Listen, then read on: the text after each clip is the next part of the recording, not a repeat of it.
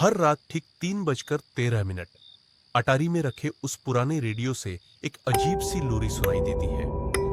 लोरी में कुछ है, मानो किसी भूली बिसरी आत्मा की पुकार। मैंने कितनी ही बार उसे बंद करने की कोशिश की, प्लग निकाल दिया, बैटरियां हटा दी, यहां तक कि उसे तोड़ तेज भी दिया, लेकिन हर रात वही आवाज लौट आती है।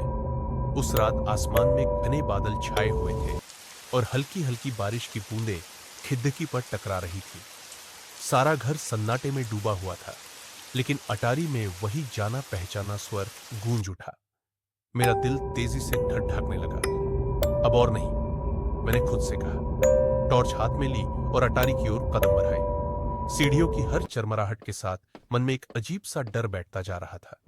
पुराने लकड़ी के दरवाजे पर हाथ रखते ही उसके जंग लगे कब्जे धीमे से कराह उठे।